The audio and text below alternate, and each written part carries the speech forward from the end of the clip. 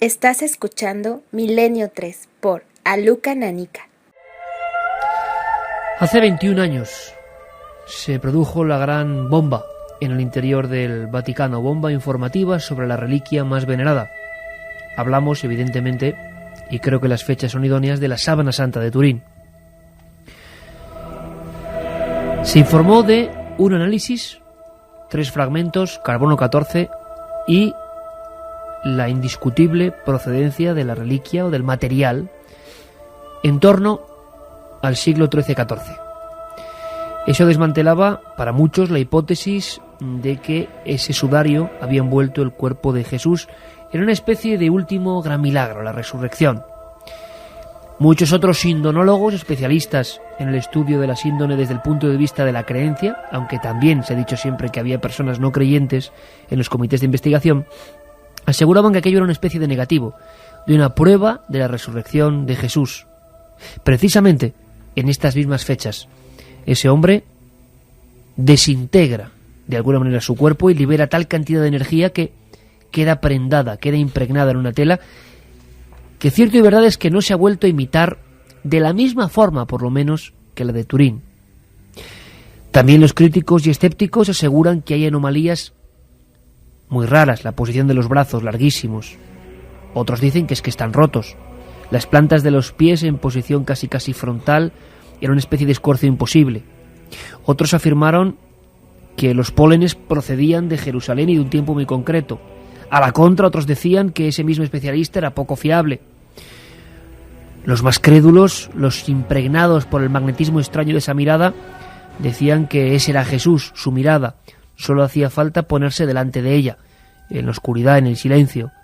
Una imagen tridimensional que, computerizada en el año 78, daba unas coordenadas correspondientes a un cuerpo con volumen. Al mismo tiempo, otros decían que en ningún pasaje del Evangelio se hablaba de un Jesús casi gigantesco, que no era así, que era una especie de coloso. Se hablaba de una protofotografía o incluso de una creación de Da Vinci.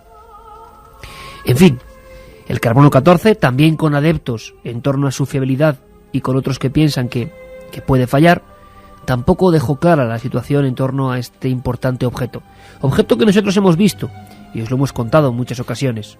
Pero, ¿qué noticia puede haber para esta noche en torno a esa pieza sagrada? Pues la noticia, Carmen, relaciona ni más ni menos, y se da a conocer en esta misma Semana Santa, a dos de los grandes iconos del misterio, por lo menos literario, de los últimos tiempos: la síndone y los templarios.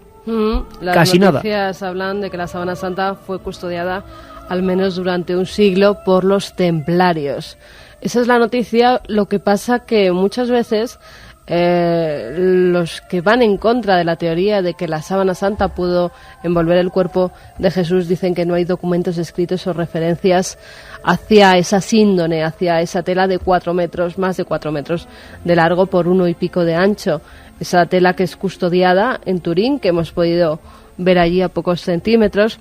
Y ahora es una historiadora, Bárbara Frale, que además tiene acceso al Archivo Vaticano, la que sacó hace poco esos archivos templarios, porque ella es especialista en los templarios, que se hicieron además 799 ejemplares. Es la misma investigadora. Es la misma investigadora. El Codex Templario. Bueno, pues ahora ha accedido a un documento, es una declaración después del saqueo de Constantinopla.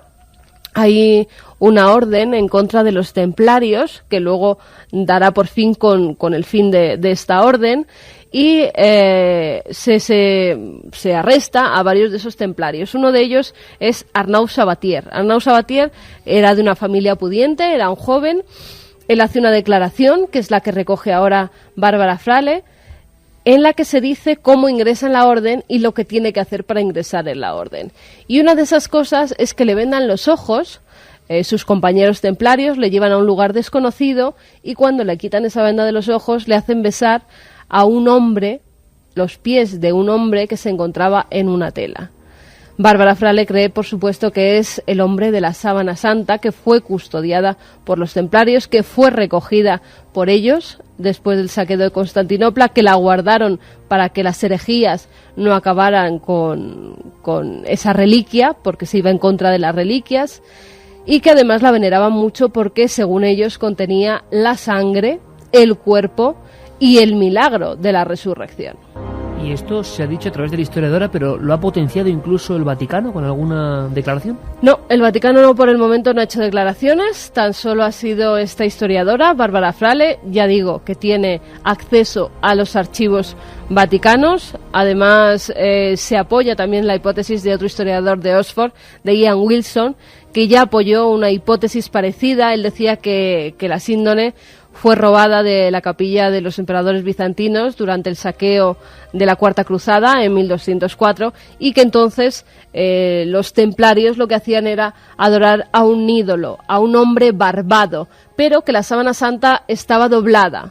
También coinciden esas dobleces, ¿verdad?, con lo que se puede ver en la tela, de cómo ha sido venerada en muchas ocasiones. No se podían venerar los cuerpos de alguien muerto, tan solo el rostro, y por eso tan solamente enseñaban lo que se diría que es el mandilión, como sale referido en muchos documentos desde prácticamente el siglo V, siglo VI. Sí, desde la más remota antigüedad. Aquí puede haber una conexión curiosa, Juanje, entre ese ídolo venerado por los templarios, el Baphomet, y la figura barbada, la cabeza barbada. No sé, a mí a bote pronto me surge esa posibilidad bien curiosa. Y desde luego, si esto es así, que yo no lo sé, ya el análisis del carbono 14 se nos queda casi atrás. Hombre, la polémica del análisis del carbono 14 viene de hace muchísimo tiempo, entre otras cosas porque muchos fueron los que arguyeron que el trozo de tela que se cortó era un remiendo de la sábana de los siglos XII y XIII, que era lo que aparecía en los análisis de carbono 14. Parece que era de entre 1260 y 1390. Esa era la datación que daban los tres laboratorios. Efectivamente. Entonces, bueno, pues el hecho de que fuera un remiendo de la sábana, porque fue un trocito nimio, pequeñísimo, el que se cogió, el hecho de los pólenes que tú comentas, otro hecho también que me parece fundamental, y es que en ese rostro que aparece en la sábana santa hay dos monedas tapando los ojos que serían del tiempo romano en el que vivió Jesucristo. O sea que realmente el que la falsificó era además un experto en anatomía, porque aparecen en las marcas de las huellas de los clavos, no en las palmas de las manos, sino en las muñecas, como posteriormente se ha demostrado que efectivamente se crucificaba en tiempos de Roma, para hacer que la asfixia de la persona pues fuera realmente lenta y no se desgarrasen los tendones de la mano que no podían soportar el cuerpo. La síndone es un gran misterio y lo seguirá siendo toda la vida. Y además, haciendo referencia quizás a lo que me comentaba al principio del programa, yo que no soy creyente, sí creo en los milagros. No tiene nada que ver que yo no crea en Jesucristo, en la Iglesia, para pensar que detrás de la sábana santa, ¿por qué no? Pudo haber una persona que estaba tocada por la mano de Dios, aunque desde mi punto de vista no fuera su hijo, que fuera Jesús de Nazaret. De todas formas, lo que está haciendo esta señora, aparte de sacar el códice de Chinon, que demuestra que la herejía templaria era falsa, que todo lo que había era por parte del rey de Francia una maniobra para poder quedarse con todas las riquezas templarias, el hecho de que los templarios pudieran tener esa sábana. Aquí hay una cosa que sí me gustaría preguntarte, Carmen: ¿había un hombre dentro o era simplemente besaban el cuerpo de ese hombre marcado en la sábana? Que es lo que no tengo yo claro. No, besaban el cuerpo de ese hombre marcado en la sábana. Ah, vale, perdón. Besaban la reliquia, no se ponía claro, bien. besaban una reliquia, besaban los pies de esa reliquia. De esa reliquia, efectivamente. Ese hecho, es un dato increíble, efectivamente, y que nadie lo sepa hasta claro, ahora. Eso lo que hace es dar más valía todavía a la orden del Temple como una orden que realmente va a Jerusalén, no solamente para custodiar los caminos, sino para rescatar objetos que en la tradición cristiana eran fundamentales, y de ahí el nombre de templarios, porque ponen su sede justo encima del templo de Salomón, que supuestamente, yo no creo que supuestamente, en 1925 un arqueólogo británico, un investigador británico, ya halló objetos templarios excavando el templo de Jerusalén en los subterráneos del mismo. O sea, realmente los templarios buscaron secretos, pero algunos de ellos, lo que no me cabe duda después de escuchar esto, es que algunos de ellos los encontraron.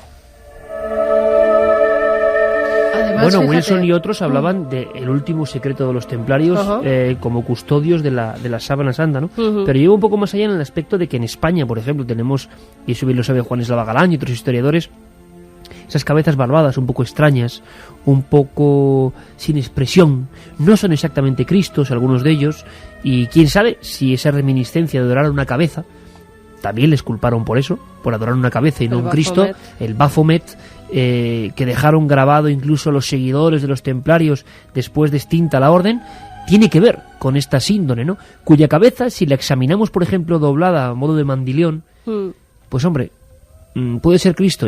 Dice Juanje, yo no creo en Jesucristo. Bueno, Cristo... Como personaje histórico indudable. Exacto, es lo que iba a decir, ¿no? Que no cabe duda para los historiadores, por lo menos un 99%, que existió como personaje. Luego ya, cada uno puede creer en su poder o no. Pero lo cierto es que no tiene nada que ver los retratos edulcorados o endulzados o vistos por el clasicismo con la expresión de la Sábana Santa, que es una expresión que impresiona, que es una expresión incluso osca, parecida a los antiguos... hay que decirlo, representaciones, teatros iconográficos un poco que venían de Europa del Este, los ojos muy potentes, la boca muy pequeña, la cabeza casi cuadrada. No es una representación de un Jesús casi frágil, como muestran, por ejemplo, ahora muchos pasos de Semana Santa, es otra cosa. Y tiene mucho que ver en esa sintonía artística con ese emblema de los templarios, el Baphomet. Serían los rasgos de la época en que vivió Jesucristo. Además, Bueno, de la proyección, ¿no? No es su cara exactamente, ¿no? Además, bueno, o sí, que de alguna forma quedó marcada, porque hay diversas teorías, que es una irradiación. En Turín mismo nos lo decían los custodios de la Sábana Santa, que era como una explosión que se había producido para ellos, claro. Para ellos, desde dentro, y que había dejado esa radiación marcada con su propio rostro y su es propio verdad cuerpo. que si es ese Jesús, que yo no lo sé, es mucho más hercúleo, te Claro, quiero es que decir, de lo que estaríamos muestran hablando muchas pinturas, ¿no? de un hombre de 1,85 más o menos, unos 80-85 kilos Para de la peso. época. Para la época. Por eso mismo también tuvieron que clavar esos clavos en el espacio de stock, porque si lo hicieran desde las manos, se rasgaría con el peso de ese hombre, se rasgarían las manos con ese peso.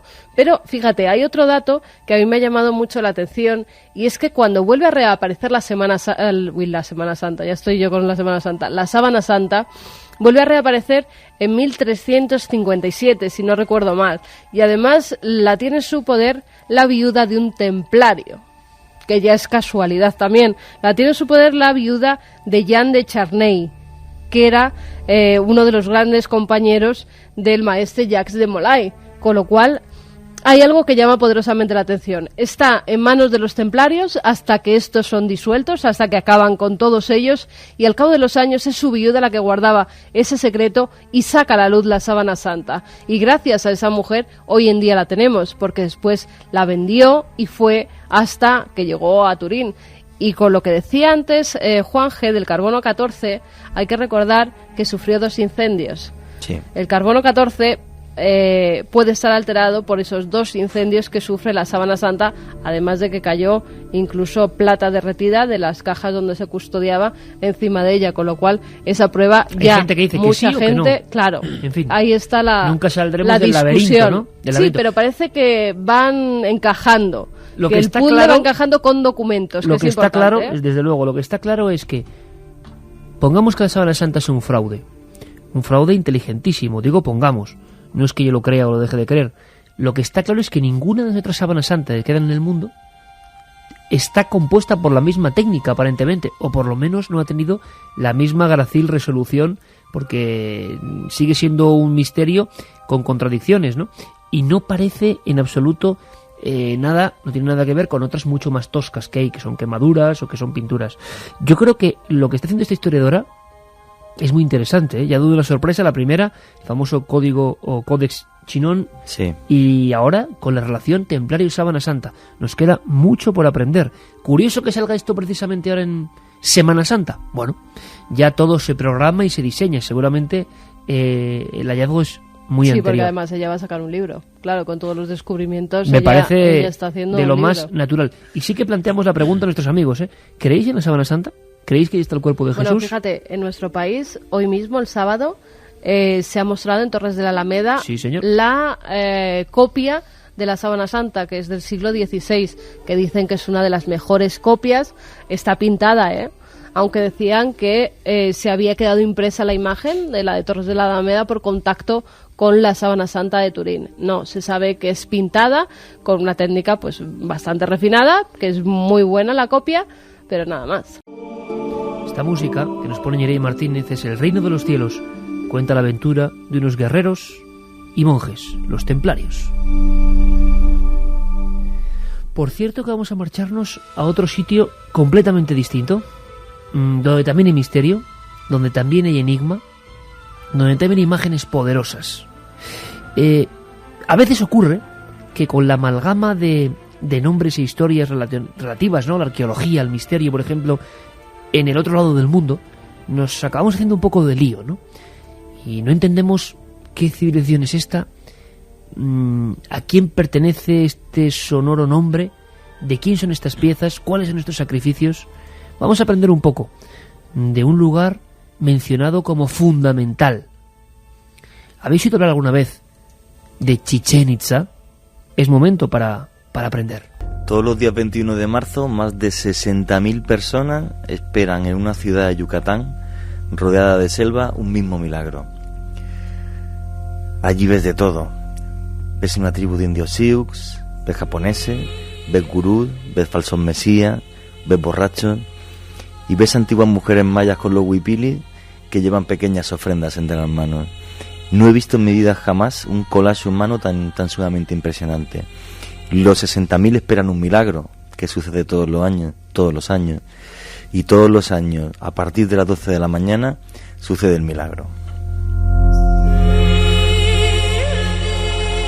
60.000 personas que esperan que baje un dios, el dios Kukulcán, el dios Quetzalcóatl, el dios con forma de serpiente que los mayas dibujaron como un hombre barbado que venía del este, que toca con su mano la tierra y hace que comience la primavera el día 21 de marzo, el día del equinoccio. Es justo el día que marca cómo la luz empieza a ganar a la sombra, y es justo el día que marca que en la naturaleza la vida puede explotar. Lo increíble es que no hay ninguna cultura del mundo que, como los mayas, fuera capaz de reflejar en un edificio de 55 metros de altura, conocida como el Castillo o la pirámide de Kukulcán, con tal perfección como llegaba el día del equinoccio. Todo en esa pirámide es maravilloso. 9 escalones que forman 7 triángulos de luz que van haciendo que un dios con una gran cabeza de serpiente hecha de piedra vaya tocando el suelo. Incluso los escalones 182 marcan los días, 182 días que se tarda en ver ese nuevo efecto arqueoastronómico. Nos lo describe de esta forma el profesor Rivera Dorado. Pues observó que se produce un efecto de luz y de sombra en los equinoccios que parece que esa balaustrada pues es el cuerpo de la serpiente cuya cabeza aparece abajo en el nivel del suelo, ¿verdad?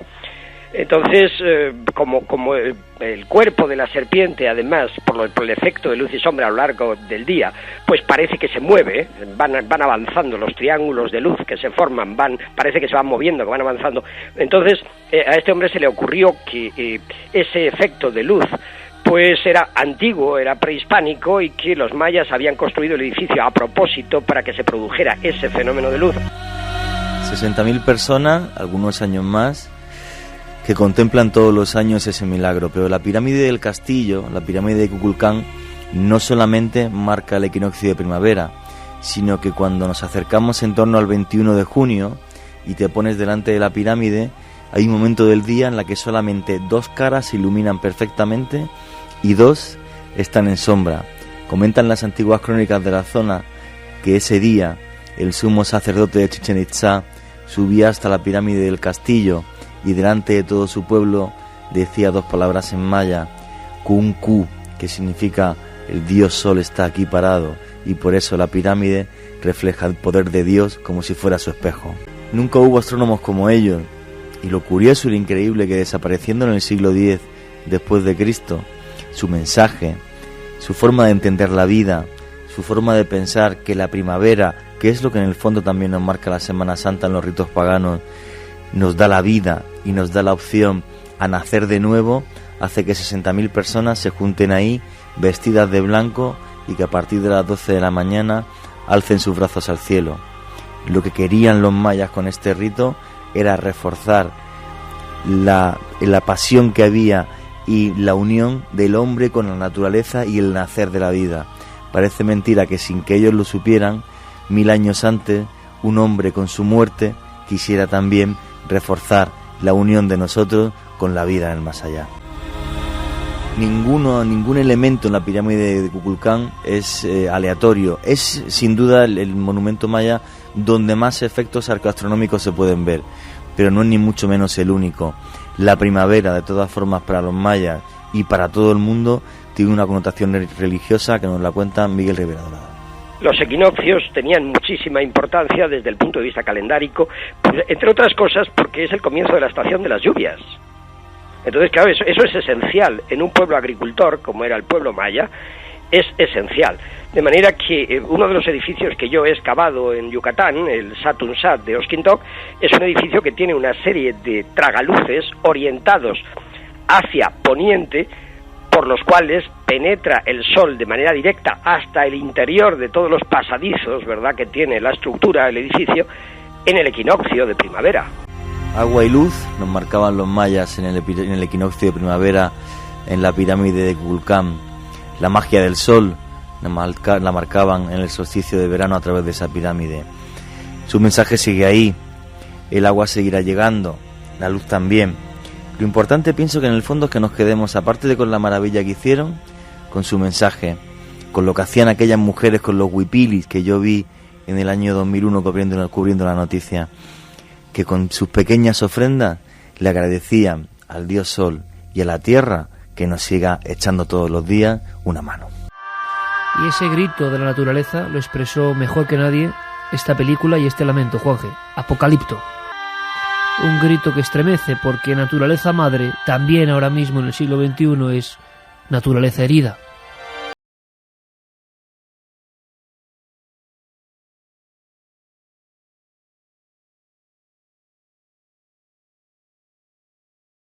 A través de las ondas.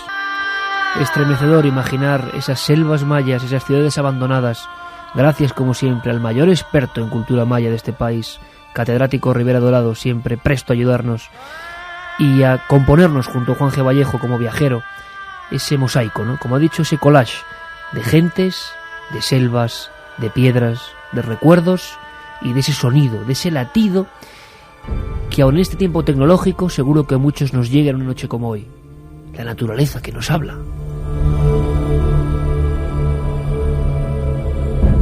Me ha gustado mucho, Juanje, este repaso. Aprendo mucho con estas viñetas, con estas diapositivas de tantos lugares. Oye, he oído hablar de que se han descubierto cosas en torno a una cosa, valga la redundancia, que a mí me interesaba, porque sabes que me gusta mucho el fútbol, pero había un deporte que era como una especie de fútbol, o más bien de baloncesto, terrible, cuentan Sí. que terrible, que es el famoso juego de pelota que se jugaba con los codos, ¿no?, al parecer, o con las rodillas. Cuéntanos un poco qué es esto. Creo que también Rivera Dorado tiene elementos para que nos compongáis un poco ahora qué era este primer juego tan ancestral, quizá padre de todo lo que conocemos ahora como deporte, y también sangriento, hay que decirlo. Hombre, tan sangriento que se inventó en el infierno, según los textos mayas, según el Popol Vuh. Sí, el Popol Vuh es, digamos, la cosmogonía maya, el cómo ellos entienden que se forma el universo, y es a través de la epopeya de dos hermanos que son Hunahpu y Exbalanque, que cuando llegan hasta el infierno, pues resulta que los dioses del inframundo son tan crueles que le cortan la cabeza a uno para poder jugar con la cabeza de él, y bueno, pues su hermano consigue revivirlo. Entonces los dioses llegan a un momento en el que piensan que estos dos hermanos gemelos tienen la capacidad de poder resucitar a cualquiera. Les convencen de ello y entonces le cortan la cabeza a los demonios para jugar con ella, y obviamente no los resucitan, ¿no?, pudiendo pasar la etapa de su vida por el infierno. Esta es la historia que habla el Popol Vuh de que es el juego de pelota. Sobre el juego de pelota, aparte de los grabados impresionantes que hay en algunas pirámides, cuando vas a los subterráneos y tienes que meterte debajo de las pirámides que tú ves fuera de la piedra y puedes ver los grabados, lo que más te impresiona con diferencia es el atuendo que llevaban los jugadores de pelota, ya que imagínatelo adornados en la cabeza con grandes plumas, cascos de cuero reforzados con caucho y madera. Y sobre todo eran muy aparatosas en las caderas los refuerzos que llevaban de caucho con placas de madera y cuero. y también en los antebrazos. ¿Y cómo es el juego en sí? ¿Cuáles serían las reglas básicas para que lo veamos? Las reglas básicas para que lo veamos según la tradición, y ahora te comento porque hay muchas variantes, ¿vale? Según la tradición, lo clásico sería jugar 3 jugadores contra 3 jugadores. El tiempo era indeterminado porque lo que había que hacer era pasar una pelota de uji, de caucho, que era durísima. Las reglas eran muy sencillas, eran 3 jugadores contra 3 jugadores. Se podía golpear el balón, según casi todas las fuentes, con las rodillas, con la cadera y con los antebrazos. Se golpeaba.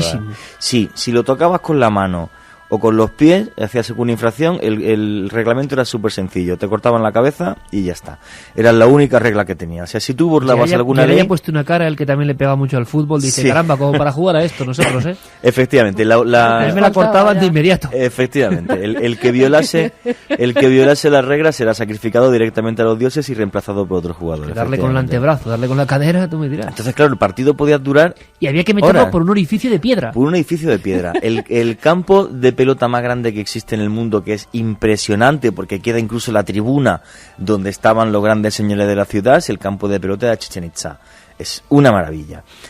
Muchísimas de la información que se saca del juego de pelota se ha sacado de ahí, porque además nos quedan unos grabados en piedra que están muy claros justo debajo de ese aro de piedra cuando estás en la ciudad de Chichén Itzá. ¿Y se ganaba, Juanje, cuando tú lograbas hacer esa puntuación o meter la pelota, o cuando ya no había equipo contrario porque los habían exterminado? Hombre, supuestamente, yo me imagino, y te digo por qué me imagino, eso es el juego de pelota clásico, supuestamente se jugaba así, pero también dicen que podían llegar hasta 5 jugadores contra 5 jugadores y que se utilizaría algún tipo de porras estilo béisbol o de guantes de madera para poder golpear con los puños a la pelota. Es otra de las teorías que hay. No se sabe porque no hay ninguna fuente escrita directa de alguien que viera un juego de pelota en el siglo VII, siglo VIII, siglo IX, siglo X. Qué interesante, pero lo que está claro es que la penalización era la muerte. No, la penalización era la muerte, eso sí estaba clarísimo. O sea, vamos a ver, el juego de pelota simbolizaba, cuando esa bola de uji pasaba por ese agujero, el renacer del sol. Entonces, la gran discusión que tienen, los arqueólogos casi todos están de acuerdo en una cosa: seguramente el capitán del equipo perdedor era decapitado a los dioses. Dicen que el momento aquel era de tal locura que además, mientras los sacerdotes decapitaban con un cuchillo de pedernal, que es lo que se ve perfectamente en el juego de pelota de Chichén Itzá, decapitaba al capitán del equipo perdedor, los 3 jugadores que habían ganado, o 5 según las teorías, podían en ese momento, por estar tocado por la mano de los dioses, coger cualquier joya, cualquier cosa que quisieran del público, hasta que era sacrificado el capitán del equipo que perdía, en ese momento de locura en el que toda la ciudad además estaba allí. Hay que pensar que el juego de pelota posiblemente tenga unos 3.500 años de historia, se inventó por los olmecas, y las grandes cabezas que vemos de los olmecas con esos rasgos entre africanos y un poco achinados, pues sean cascos de jugadores de pelota, y en ciudades olmecas aparecen ya campos. Pero los hay desde Nicaragua hasta Estados Unidos, campos de juego de pelota, los hay muchísimos. Y además vamos a comentar que ha aparecido uno, que hay un testimonio de Miguel Rivera Dorado que nos comenta las dimensiones de este campo y bueno, la importancia que tiene también. Este es un rasgo común a todas las culturas mesoamericanas prehispánicas. Hay canchas o campos o patios, como se quiera llamar, de juego de pelota en toda Mesoamérica. Es decir, en México, en Guatemala, en Belice, en Honduras, en parte de Honduras, en El Salvador. Hay por todas partes. Y desde luego hay canchas más grandes.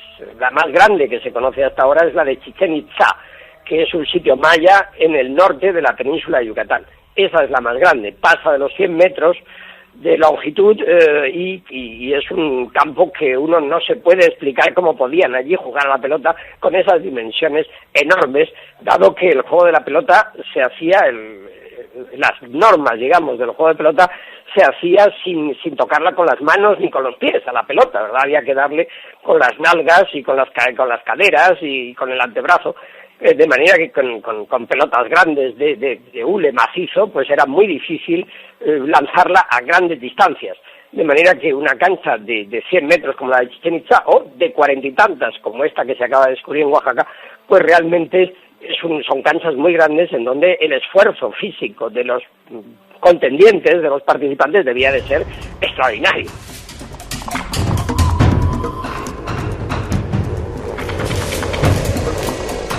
En fin, siempre hay que aprender. La antesala o el ancestro del fútbol, del baloncesto, del waterpolo, en fin, no sé cómo llamar a esto. Pero más a lo bestia, ¿no? Muy a lo bestia, muy a lo bestia. Los envites, además, entre jugadores muchas veces se acababan con la muerte de alguno. O sea, al golpear con el codo, que iba protegido con madera, o dar un rodillazo al contrario, podía llegar a matar al contrario de la contusión craneana. Y era también, por lo visto, bastante fácil ver muertos en ese campo de batalla detrás de un balón, ¿no? El juego de pelota. Vamos a ver con más mensajes. Eso eran juegos de pelota y no ahora. Sí, exactamente. Ahora ya no valemos nada. Por cierto, se han cumplido 25 años, ¿sabéis de qué? De la publicación de Caballo de Troya, número 1, año 84. Y yo creo que precisamente Semana Santa es un momento importante para reivindicar. ¿Os acordáis que ganó? Fue el libro que ganó sí. nuestra encuesta, sí. de calle, y demostraba 25 años después, no habíamos caído en la cuenta, la fuerza de esta obra.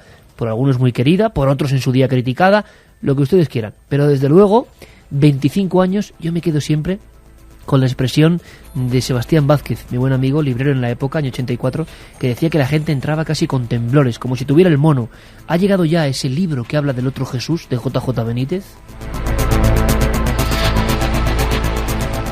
Desde aquí nuestro homenaje, sentido. Vamos a ver si recuperamos poco a poco algunas cosas de libros. Yo fíjate, Carmen, es que últimamente, y tú lo sabes bien, a veces lees cosas como de autores muy consagrados, incluso de literatura, y es inquietante. Yo recomiendo, fíjate, he descubierto hace poco, me la he leído en un día, porque es pequeñita, Miguel Delibes, el gran Miguel Delibes, al que mandamos un grandísimo abrazo, El Loco, que es una de sus novelas más pequeñitas, y de verdad, si podéis, la sacó Destino Libro hace unos años, es una de esas novelas que en un gran autor pasan como desapercibidas. Ahí tenemos a un gran Edgar Allan Poe español, inquietante, increíble, El Loco. Miguel Delibes, un hombre gris de una oficina que entra en un bar y se encuentra... Es que solo es esta escena, porque yo me quedé impresionado.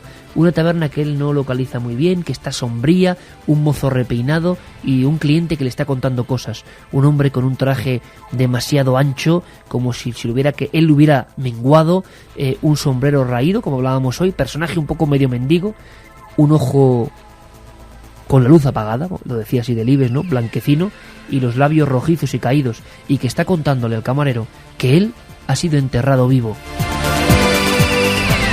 Bueno, son pequeñas joyas que iremos recomendando de la literatura nuestra, auténtica. Miguel Delibes, El Loco, es mi recomendación. Iremos dando recomendaciones en este 25 aniversario, ni más ni menos, 25º aniversario de un libro que cambió nuestra historia, Caballo de Troya.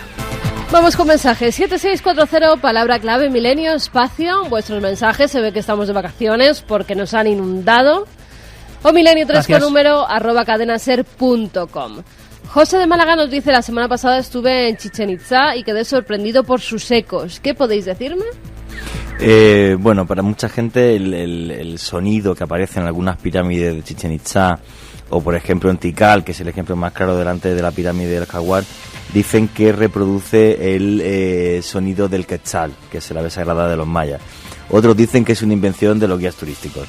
A mí la verdad que cuando estoy allí, y una vez oí el quetzal en Costa Rica, a mí me suena el quetzal, las cosas como son. Pero sonidos en lugares de piedras sagrados, por ejemplo en el Escorial, ¿no? Cuando... No, una acústica increíble. Claro, vamos. Y hacen esa prueba de hablar en una esquina y que se oiga en la otra, sí. y en fin, sí, un conocimiento de la acústica en la antigüedad es un buen tema ese. Sí, sí. Buenas noches, Juan Carlos desde Valencia. A mí me contaron que se sacrificaba al vencedor. Sí, hay gente que dice que se sacrificaba al vencedor y otros que Pues dicen que al vencido. Yo siempre he defendido que al vencido, efectivamente. O sea, primero no hay textos, pero yo pienso que es mucho más lógico que que intentes ganar primero para quedarte con riquezas porque vas a ser un gran jugador de pelota, y luego para que el ritual de la sangre con la que se alimenta la tierra sea el del vencido. ¿Sí? Ahora, ¿os imagináis la tensión de esos jugadores cuando le viene el balón hacia la mano? Madre mía. Aja desde Cantabria nos dice: soy agnóstico, la Sábana Santa es, tras leer mucho sobre el tema, la única prueba física que me hace creer que Jesús pudiera ser Cristo. También Diego desde Albacete dice: por cierto, si realmente la Sábana Santa fuese auténtica, o sea, fuese auténticamente de Jesús de Nazaret, el rumbo de la historia cambiaría, confirmándose, por así decirlo, muchos mitos de esta religión. También, Iker, hay que dar saludos a gente que está fuera de España, porque esta semana nos han escrito desde Colombia, que nos dice: soy José, estoy residiendo en Colombia, saludos para España y en especial para vosotros, me hace mucha ilusión escucharos desde tan lejos. Chilenos nos han escrito muchos, todos porque los amigos de América, gracias. Eso es, dice que hay una auténtica pues secta, entre comillas, de milenarios secta, en Chile, como suena, secta. que además que todos los sábados conectan con la nave del misterio, Secta del juanjismo. en esas 6 horas de diferencia del invierno chileno que comienza y que os escucha con la lluvia de fondo. Está lloviendo en Chile. Bueno, Es que lo que está pasando con las descargas de podcast de iTunes a través de Internet, de los servidores que hay, es que muchas veces son los primeros puestos en diferentes servidores. En fin, es increíble y eso hace que el programa alcance más eco y muchos son amigos americanos. Claro, es que ya no hay fronteras ni horarios para la radio. no, La radio ya es otra cosa. Fernando Vega Villasante, que nos escribe desde México, que dice que por cuestiones de trabajo y familiares su esposa y él están separados durante buena parte del año, que la soledad es entonces muy grande, pues no tienen hijos, y que desde hace meses Milenio le acompaña buena parte del día cuando está en casa solo, y ahora todas las semanas espera el programa con expectación. ¿Cómo se llama? Se llama Fernando Vega Villasante. Desde México. Desde México. Pues amigo, nos haces muy feliz, ¿eh? Hoy hemos hablado mucho de tu país. También nos escriben desde Chile otra vez Álvaro Ilustrador, que dice que escuchó la semana pasada todo lo de la carretera de las Animitas, que además buscó por internet y pudo ver cuando estábamos nosotros precisamente en ese camino. Dice que además en ese camino toma un valor especial porque la ausencia de vida de árboles hacen que esas capillitas sean la única muestra de que algo vivo estuvo en ese camino. Sí, señor. Ismael Rangel Rodríguez: felicitaciones por su excelente programa, Iker Jiménez, y a su excelente equipo de trabajo. Saludos desde Santa Catarina, en Nuevo León, en México. Fíjate, Juan, estamos muy internacionales, del juego de pelota, de Chichén Itzá, y a mí me emociona recibir La verdad que mensajes, cartas, vamos a llamarlo así, electrónicas, desde tan lejos, ¿eh? Mira, una cosa que me ha sorprendido. Nos escribía un rolero. Ajá, Es decir, juegos de rol hay siempre en Sevilla, nos decía en la madrugada, ¿Ah, sí? porque es el día grande de los que juegan al rol. Pero lo del otro día no tiene nada que ver con los que juegan al rol. De hecho, hasta las 5:30 de la madrugada me cuentan que no se pudo coger al cuervo. Uy, el cuervo es el nazareno que juega con un equipo de compañeros que mediante papeles se van mandando mensajes para contar al que lleva la cruz de oro. No sé, será un juego de estos de... Pero vamos a ver, y dice este amigo rolero que precisamente la madrugada es el día grande del rol. Sí, ¿Y dice que eso todo desde está el 2000 coordinado o y antes? que lo normal es que no pase nada. Bueno, curioso saber que es precisamente el día elegido. Yo no lo sabía. Yo Claro, tampoco. pero no, en teoría no son ellos, ¿no? Porque si no, no lo contarían. Miguel Ángel López nos dice: hola, aunque no soy creyente, siento gran respeto y admiración hacia las procesiones de Semana Santa y me parecería terrible que se pusiese de moda que 4 idiotas las estropeasen cada año, causando además cantidad de heridos, incluso en gente mayor o niños, y daños en las imágenes de los pasos, que son verdaderas obras de arte. Me parece lamentable y no sé a dónde vamos a llegar. Vamos a seguir con vuestras preguntas ahora mismo, pero antes hacemos un breve resumen de noticias, de historias que tienen que ver con la antigüedad. Y por supuesto las trae nuestro compañero Nacho Ares en su informativo de la historia. Y después seguimos en este tú a tú que tenemos en esta noche tan especial, tan vivida, tan a flor de piel con todos vosotros. Ahora, Nacho Ares. El 15 de julio de 1545, el Mary Rose, buque insignia del rey de Inglaterra Enrique VIII, se hundió con muchos de sus ocupantes junto a Portsmouth. En 1982 se recuperó el pecio y entre sus restos el cadáver del contramaestre. Hoy un equipo de científicos ha reconstruido su aspecto. Pero ¿cómo funcionan estas técnicas de reconstrucción forense?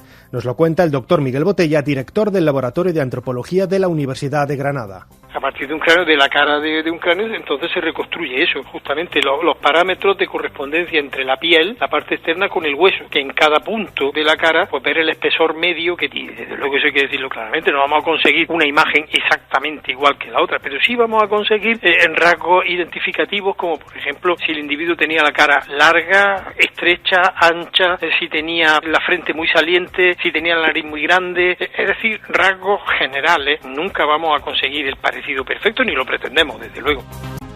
A pesar de los siglos bajo el agua, el cráneo del contramaestre, en palabras de Richard Neve, forense que ha realizado la reconstrucción, se encontraba en excelente estado de conservación, mucho mejor incluso que algunos de los restos que le lleva la policía para reconstrucciones modernas. Como no tenemos ningún elemento de comparación con los originales, pues en realidad puede prestarse también, pues tal vez un poco a la fábula. Habría que verlo en su dimensión real, pues con fotografías, con elementos comparativos, si no es fácil poder hacer una cosa mucho más romántica o mucho más voluntariosa que la realidad.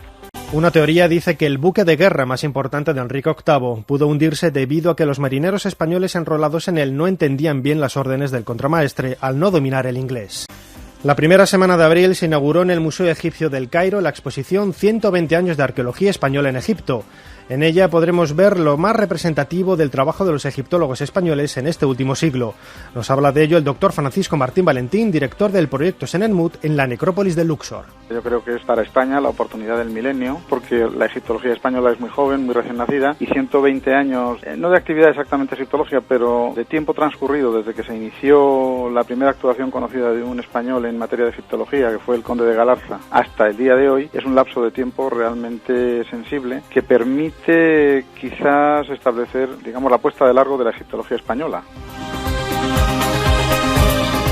Junto a la publicación de un extenso catálogo que recoge las investigaciones de los españoles, el museo expone algunos de los descubrimientos más importantes de los últimos años realizados, por ejemplo, en la tumba de Yehuti en Luxor, el Asasif, Heraclópolis Magna, Oxirrinco o Asuán.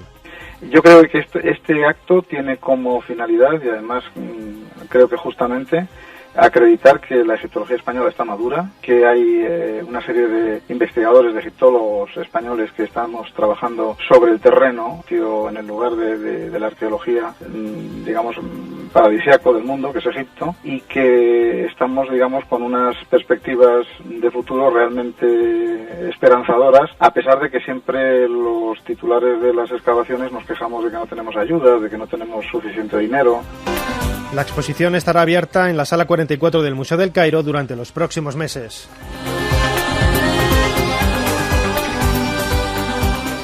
No nos vamos de Egipto y seguimos hablando de sus reinas. Quizá una de sus más famosas fue Nefertiti, esposa del herético Akenatón.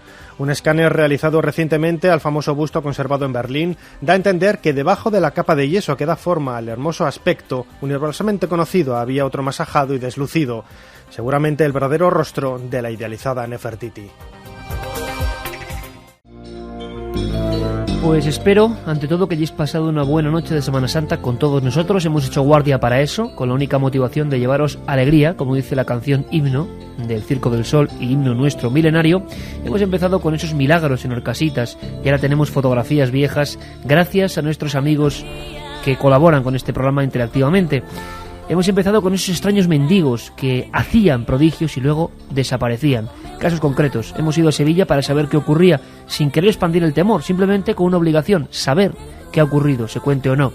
Hemos conocido algo más de una Murcia completamente oculta, con todo tipo de tropelías que esperan todavía justicia.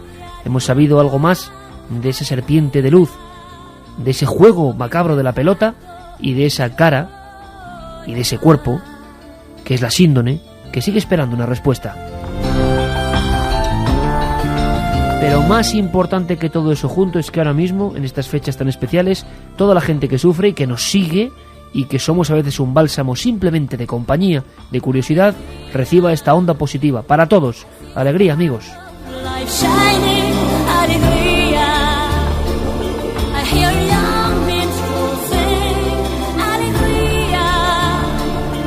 Vamos con los últimos mensajes. Ricardo Ricote nos dice: habéis conseguido que me levante a mirar un ejemplar de Caballo de Troya que compré de segunda mano el otro día por 2 euros. Es de 1985, creo que es la primera edición del Círculo de Lectores. Claro. Tengo una pequeña joya del misterio. Sí. Nunca me hubiese enterado sin vosotros. Gracias. Bueno, igual dentro de poco empezamos a recuperar esa mítica sección de librería y joyas del misterio, si lo queréis. Y claro que es, portada negra, Jesús de Nazaret en grabado, un satélite, Caballo de Troya, claro que sí. El Loco es uno de los mejores libros que leí. Al final me quedé patidifuso. Sí, ¿quién lo firma? No ponía el nombre. El Loco, Miguel Delibes. ¿Cuántas joyas hay por ahí? Ese extraño mendigo, Robinet, madre mía. Hace 20 días estuve en Chichén Itzá y es espectacular. Vi en Xcaret una representación del juego de la pelota y desde entonces soy un enamorado. Xcaret, sí, es una maravilla. Yo estuve en Monte Albano, Oaxaca, en México, y allí el juego de pelota no tenía sacrificios humanos. Nos lo recalcaron muchas veces. Es un sitio con mucha energía. Eso es algo que dicen bueno, no arqueólogos mexicanos, pero mucha gente en relación con la New Age, que es falso, que por favor, ¿cómo era posible? Pétalos, ¿no? Sí, yo no lo veo. Es igual que, vamos a ver, y no hay que asustarse. No hay más que ver los grabados. No, pero no es, hombre, que en el grabado se ve que me corta la cabeza, pero hay que decirle a la gente una cosa. No queremos, vamos, yo es que adoro las culturas prehispánicas. Ahora, los romanos, que eran los más civilizados de hace 2000 años, eran unos cafres que le echaban a la gente los leones los domingos para pasárselo bien. ¿Y los gladiadores? Y los gladiadores. Los egipcios eran exactamente igual, los sumerios, todas las culturas, por desgracia, hasta hace 4 días, han vivido de la guerra. ¿Hasta hace 4 días? Bueno, y ahora mismo también. ¿Qué quiere decir?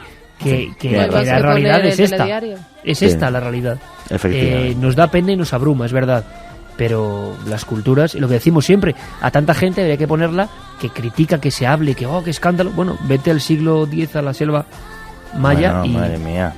Era una vida muy dura, muy terrible, y de pura supervivencia y de adoración con sangre. ¿Qué le vamos a hacer? ¿Era así? Hay una cosa muy curiosa, si me permite, la cultura maya desaparece en el siglo X, pero hay una ciudad maya que pervive durante 7 siglos sola, que es la ciudad de Tayasal, en la actual isla de Flores, y es curioso porque entran unos sacerdotes franciscanos y se van porque el jefe de la tribu les hace un gesto así, la gente no le puede ver, que es que como, oye, os voy a comer, ¿eh? O sea, y entonces ya se asustan de decirle otro que se los va a comer y se escapan, y luego ya sigue toda la historia que no voy a contar ahora, ¿no? Pero bueno.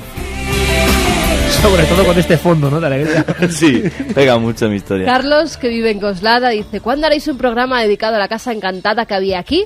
Gracias a vosotros, mis amigos y yo, como mis abuelos, nos juntamos delante de un aparato de radio para escucharos. Los abuelos y disfrutar también. Cosas juntos. Oye, ¿sí? Un abrazo a esos abuelos, tan rumbosos, que siguen Milenio 3. ¿Cuánta gente, no mayor, veterana, joven de espíritu, que nos sigue? De verdad, muchas gracias. ¿De qué casa era? ¿De dónde? De Coslada. Hombre, claro, la casa de Coslada. Si hemos hecho hasta algún diario del miedo, ¿no? En torno a esa casa, de los 2 jóvenes que tuvieron que marcharse y que por dentro estaba llena de pentáculos y cosas extrañas. Hola amigos, ya que habláis de la Sábana Santa de Turín, me gustaría deciros que haya o no haya cubierto el cuerpo de Cristo, tiene algo que la hace especial. Soy asturiana, no creyente, pero cada Viernes Santo, ayer mismo, acudo a la Catedral de Oviedo para ver el pañolón. Supuestamente el paño que cubrió el rostro de Cristo y ligado a la Sábana Santa de Turín. He de decir que impresiona mucho verlo, sea o no auténtico, y solo por el ambiente que se respira en esos momentos, en plena catedral, ante tanta veneración, merece la pena verlo. Gracias por deleitarnos cada fin de semana y un abrazo. Gracias por escucharnos, pero te digo una cosa, si te impresionó el pañolón, ojalá puedas ver cara a cara la Sábana Santa. Da igual creyente, no creyente o creyente en lo que sea. Te aseguro que no lo olvidarás nunca. Para mí, una de las imágenes más impactantes de toda mi vida. Sí, sin duda. Vamos con los ganadores de estas 3 novelas, que ya nos decía un mensaje: ahora qué crisis, qué bien que regaláis libros. Pues claro que sí, nosotros que somos muy rumbosos, tenemos mucha alegría y regalamos estas 3 joyas. Dinero no, pero alegría sí. Javier de Granada nos dice: estuve en la avalancha de Granada el 95, me tiraron y me pasaron por encima, el ruido era impresionante, parecía que el mundo se acababa. Otra de las novelas es para Luisa desde Jaén. Viví la tercera avalancha con Triana, se oyó un ruido muy fuerte como si se cayera un trono y gritos. Me puse en la pared y me dijeron que era una broma de 2 personas. Y la última es para María López desde Asturias. Yo tampoco soy creyente, pero cada año acudo a la Catedral de Oviedo para contemplar el pañolón. Recomiendo a todo el mundo contemplarlo, aunque sea una vez, y que en esos momentos se olvide de sus creencias. Yo, al contrario, mi sensación es que cada vez la sensación de lo sagrado, y que se entienda, con la creencia que cada uno tenga, la sensación de estar en un lugar sagrado, venerado, un lugar de poder, es difícil de olvidar, y hay que tener los poros bien abiertos para captar todo eso. Las ideologías más o menos prefabricadas o no, y cada uno va cambiando, sería muy penoso, ¿no? Que nos pusieran un cristal opaco que no nos impidiera sentir lo que ahí se suele sentir desde hace muchos años, en lugares de cualquier cultura. Hay que disfrutarlos, y es un buen mensaje para esta Semana Santa también, que ya termina. Fermín, Carlos, Geray, como siempre, muchísimas gracias. Juanje, como siempre, gran jugador de pelota en otra vida. Muchísimas gracias. Iker. Un abrazo grande, compañero, como siempre. Y Carmen, que mañana nos vemos en Cuarto Milenio. Mañana en Cuarto Milenio. Vamos más prontito, como la semana pasada. Sí, tan pronto, madre mía. Pues no sé. No lo sé, no tengo seguro, pero que estén ahí pendientes, que estén ahí pendientes. Amigos, sed muy felices. Un abrazo muy fuerte.